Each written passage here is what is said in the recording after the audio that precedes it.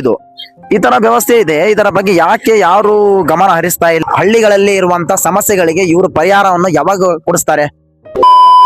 ಹಿಂದಿಗಡೆ ಏನ್ ನೋಡ್ತಾ ಇದ್ದೀರಾ, ಇದು ಲಿಂಗ್ಸುಗೂರ್ ಪಟ್ಟಣ. ಈ ಕಡೆ ನೀವು ಏನ್ ನೋಡ್ತಾ ಇದ್ದೀರಾ, ಇದು ಕರಡುಗಲ್ ಅನ್ನೋ ಒಂದು ಗ್ರಾಮ, ಅಂದ್ರೆ ಮುನ್ಸಿಪಾಲಿಟಿಯಲ್ಲೂ ಬರುತ್ತೆ. ಸೊ ನೋಡಿ, ಇವಾಗ ಇಲ್ಲಿರುವಂತ ರಸ್ತೆ, ಇಲ್ಲಿರುವಂತ ಗಲೀಜು ನೋಡಿ ಯಾವ ತರ ಇದೆ. ಇದು ಒಂದು ಕ್ರೀಡಾಂಗಣ, ಇಲ್ಲಿ ಒಂದು ಸರ್ಕಾರಿ ಪಾಲಿಟೆಕ್ನಿಕ್ ಕಾಲೇಜ್ ಕೂಡ ಇದೆ. ಈ ತರ ಎಲ್ಲ ವ್ಯವಸ್ಥೆ, ಈ ರೋಡು ಎಷ್ಟೋ ವರ್ಷಗಳು ಕಳೆದಿವೆ. ಇದು ಬರುವುದು ಲಿಂಗ್ಸುಗೂರು ಪಟ್ಟಣದಲ್ಲೇ. ಸದ್ಯಕ್ಕೆ ಯಾವುದೇ ಶಾಸಕರು ಇರಲಿ ನೋಡಿ, ಇಷ್ಟು ವರ್ಷಗಳಿಂದ ಲಿಂಗ್ಸುಗೂರು ಕ್ಷೇತ್ರದಲ್ಲಿ ಪಟ್ಟಣದಲ್ಲಿ ಬರುವಂತ ರಸ್ತೆಯನ್ನು ಇನ್ನೋವರೆಗಾದ್ರೂ ದುರಸ್ತಿ ಕಾರ್ಯವನ್ನು ಮಾಡಿಲ್ಲ.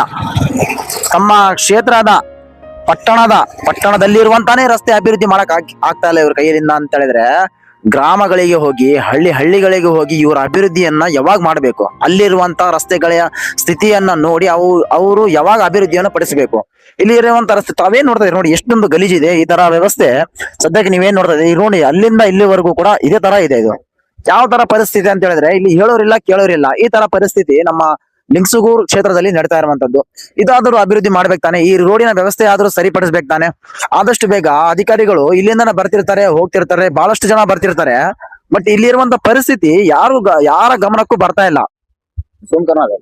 ನೋಡಿ ಯಾವ ತರ ಇದೆ ರಸ್ತೆಯಲ್ಲಿ, ನೋಡಿ ಯಾವ ತರ ಇದೆ ವ್ಯವಸ್ಥೆ ನೋಡಿ. ಲಿಂಗ್ಸುಗೂರು ಪಟ್ಟಣದಲ್ಲಿ ಬರುವಂತ ರಸ್ತೆ ಇದು. ಈ ತರ ವ್ಯವಸ್ಥೆ ಇದೆ. ಇದರ ಬಗ್ಗೆ ಯಾಕೆ ಯಾರು ಹಳ್ಳಿಗಳಲ್ಲಿ ಇರುವಂತ ಸಮಸ್ಯೆಗಳಿಗೆ ಇವರು ಪರಿಹಾರವನ್ನು ಯಾವಾಗ ಕೊಡಿಸ್ತಾರೆ?